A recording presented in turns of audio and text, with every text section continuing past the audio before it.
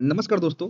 जैसा कि आप सभी जितने भी एसेट के साथी एग्ज़ाम दिए हैं, वह एसेट के रिज़ल्ट का इंतज़ार कर रहे हैं और इस बीच आपकी ज़िंदगी में काफ़ी उथल-पुथल की माहौल भी क्रिएट हो चुकी है। जैसा कि इस बीपीएससी 4.0 के टीचर की वैकेंसी को लेकर शिक्षा मंत्री के द्वारा जो लगातार बयान दिए जा रहे हैं, उस हिसाब से ऐसा देखा जा रहा है कि इस पर कॉम्पिटिशन जो है, वह काफ़ी टफ़ होने जा रही है। हालाँकि उस पे चर्चा हम ना करेंगे, क्योंकि आप कई सारे न्यूज़ देख भी रहे होंगे। तो जैसा कि ऑफ़िशियल ऐसी बात की गई है कि 26 जनवरी तक के आपका बीपीएससी 4.0 की नोटिफ़िकेशन जारी कर दी जाएगी। तो क्या नोटिफ़िकेशन जारी करने से क्या आपको नौकरी मिल जाएगी? क्या आप सीट को लेकर जो विवाद चल रहा है, उसके इंतज़ार में आप अपने कीमती समय को बर्बाद करते हैं? तो उससे भी आपको कोई फ़ायदा नहीं है। आपके लिए एक सीट आपको सुनिश्चित करना है, चाहे वह 27,000 सीट हो, 30,000 सीट हो, 50,000 सीट हो, 1,00,000 सीट हो।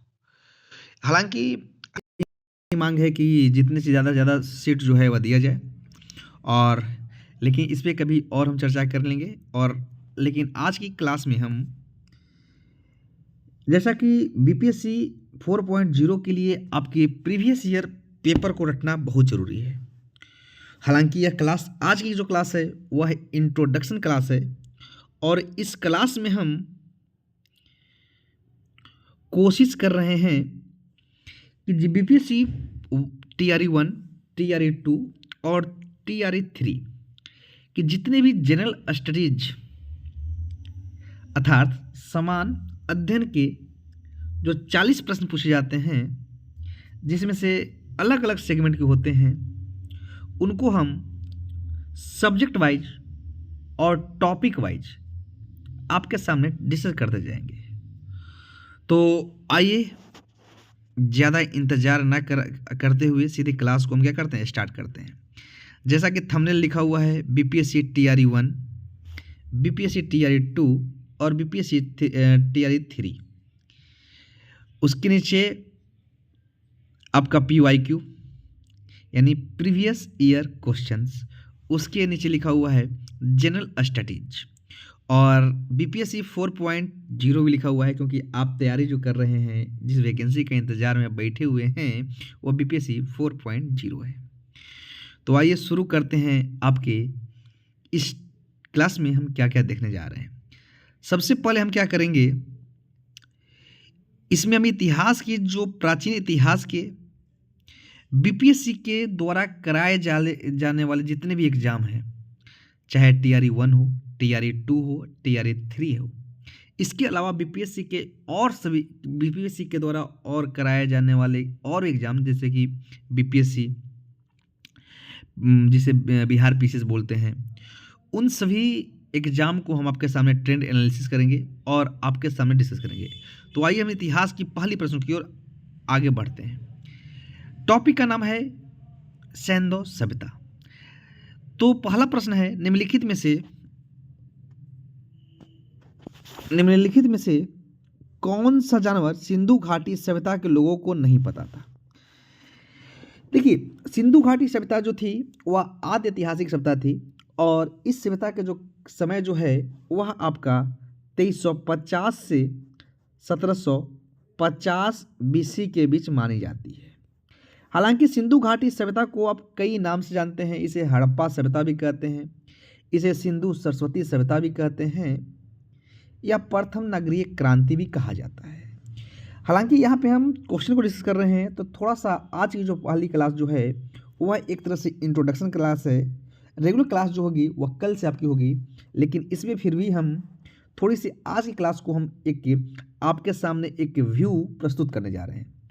तो सिंधु घाटी सभ्यता के बारे में जो पहला प्रश्न बना है, उस प्रश्न को हम कहेंगे कि पहला प्रश्न क्या है आपका, निम्नलिखित में से कौन से जानवर सिंधु घाटी सभ्यता के लोगों को पता नहीं था? ऑप्शन ए बैल, ऑप्शन बी घोड़ा, ऑप्शन सी, ऑप्शन डी उपयुक्त में से कोई नहीं। आपके सामने जो पहला ऑप्शन है वह है बैल, ऑप्शन बी है घोड़ा, ऑप्शन सी है हाथी, ऑप्शन डी है उपरोक्त में से कोई नहीं। ठीक है, तो इसका आंसर जो होगा उपरोक्त में से कोई नहीं।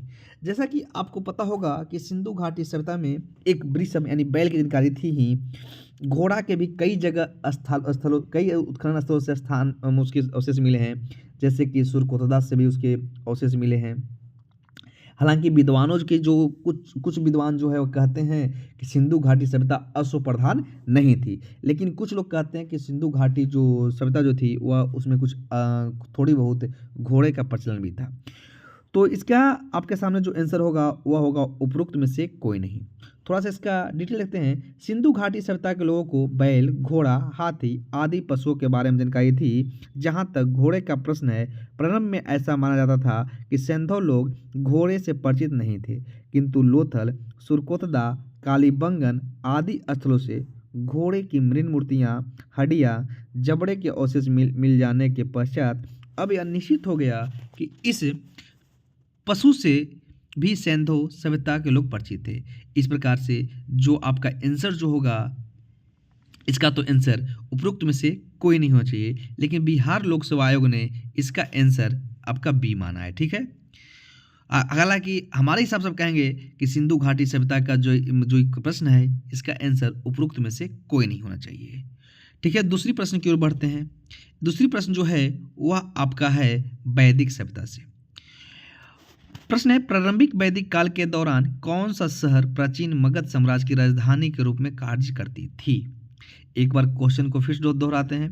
प्रारंभिक वैदिक काल के दौरान कौन सा शहर प्राचीन मगध साम्राज्य की राजधानी के रूप में कार्य करता था। Option A Rajgir, option B Champa, option C Vaishali, option D Pataliputra.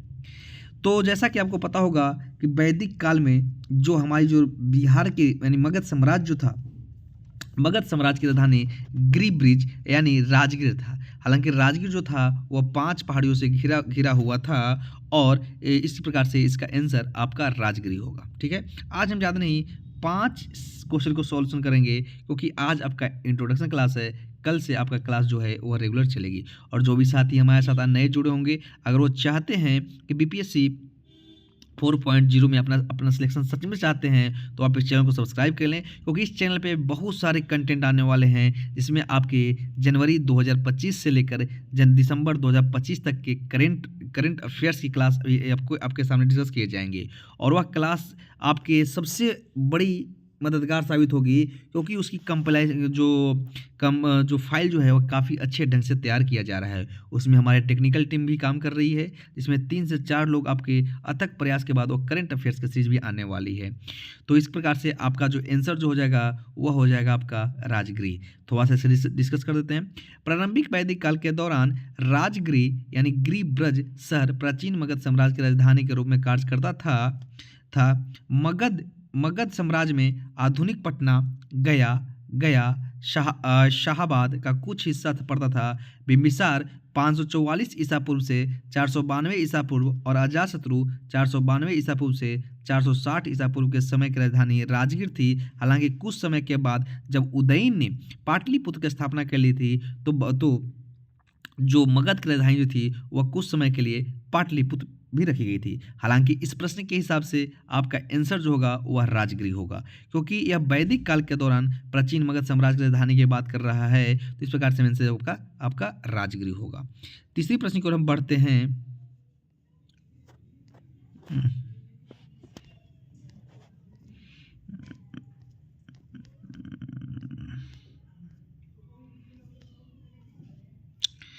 तीसरी प्रश्न की ओर बढ़ते हैं। हालांकि पाटलिपुत्र यानी पटना को कुसुमपुर भी कहा जाता था। हालांकि आगे चलकर मगध की राजधानी शिशुनाग वंश में पाटलिपुत्र से स्थानांतरित करके वैशाली को भी बनाया गया था, किंतु कालाशोक ने पुनः पाटलिपुत्र स्थापित कर दी और मौर्य साम्राज्य की राजधानी पाटलिपुत्र बना। तीसरा प्रश्न की ओर बढ़ेंगे। बोधिसत्व पद्म पाने की पेंटिंग स्थित है। ऑप्शन ए बाग में, ऑप्शन बी एलोरा में, ऑप्शन सी अजंता में, ऑप्शन डी आपके बादामी में। तो अगर हम इसका आंसर देखें तो इसका आंसर आपका होगा अजंता। बोधिसत्व पद्म पाने की पेंटिंग अजंता की गुफाओं में स्थित है। संस्कृत में पद्म पाने का शाब्दिक अर्थ होता है कमल धारण करने वाला होता है। बादामी गुफा के थोड़ा सा डिस्कस करें तो बादामी गुफा मंदिर कर्नाटक के ऊपरी भाग में के बागलकोट जिले में स्थित हिंदू और जैन गुफा मंदिर के लिए प्रसिद्ध है। एलोरा दुनिया के सबसे बड़े रॉक कट मंदिर के लिए प्रसिद्ध है। ठीक है, चौथे प्रश्न को बढ़ते हैं। चौथा प्रश्न आपका है, भारतीय कला में स्तूप और चैत्य विहार का निर्माण निम्नलिखित में से किससे संबंधित है? ऑप्शन ए आजीवक संप्रदाय, ऑप्शन बी वैष्णव संप्रदाय, ऑप्शन सी बौद्ध धर्म, ऑप्शन डी शैव संप्रदाय। इसका आंसर आपका जो हो जाएगा वह हो जाएगा बौद्ध धर्म। भारतीय कला में स्तूप, स्तूप का मतलब होता है, देखिए स्तूप जो होता है वह स्तूप का मतलब होता है थूप होता है, थुआ होता है, एक तरह से ढेर होता है। स्तूप जो होता है यह उल्टे कटोरे के भांति होता है। इस टाइप का स्तूप बनाया जाता है, ठीक ना, ठीक है, इस टाइप का स्तूप बनता है। ठीक है, हालांकि आगे चल के इसमें देखेंगे, इसमें आपका तोरण द्वार बनता है, हर्मिका बनता है, प्रदर्शना पथ बनता है, ठीक ना, जिसकी चर्चा हम आगे करेंगे। ठीक है, तो इस प्रकार से इसका आंसर जो होगा वह आपका होगा बौद्ध धर्म। भारतीय कला में स्तूप, चैत्य और विहार का निर्माण बौद्ध धर्म से संबंधित है। बौद्ध धर्म की धार्मिक वास्तुकला भारतीय उपमहाद्वीप में विकसित हुई है। चैत्य जो होता था वह बौद्ध पूजा स्थल होता था, जबकि विहार बौद्ध भिक्षुओं का निवास स्थान होता है। स्तूपों का निर्माण का उद्देश्य गौतम बुद्ध के पवित्र अवशेषों की पूजा एवं सुरक्षा की जाती है। तो जो भी साथी आज बीपीएससी 4.0 में अगर आप सिलेक्शन चाहते हैं और आप चाहते हैं कि जो आपके जनरल स्टडीज में 40 में से 32 प्लस अपना कट ऑफ चाहते हैं, 40 में से 32 प्लस चाहते हैं कि आपका सही हो जाए, तो आप अभी अभी बीपीएससी 4.0 के लिए यह आपके 2 सीरीज चलेंगे। एक आपका जनरल स्टडीज और एक सीरीज चलेंगे करेंट अफेयर्स का। करेंट अफेयर्स में हमारा टेक्निकल टीम जो है वह काम कर रही है और बहुत ही अच्छे ढंग से मटेरियल तैयार किया जा रहा है। तो जो भी साथी अगर सच में चाहते हैं कि आप अपना सिलेक्शन लें तो अभी अभी इस चैनल को क्या करें, सब्सक्राइब कर लें, क्योंकि आज की क्लास जो था वह एक तरह से डेमो था। ठीक है, कल से आपका रेगुलर क्लास होगा। Thank you, God bless you, आपका दिन शुभ हो और इस चैनल को जल्दी से जल्दी सब्सक्राइब करें। धन्यवाद।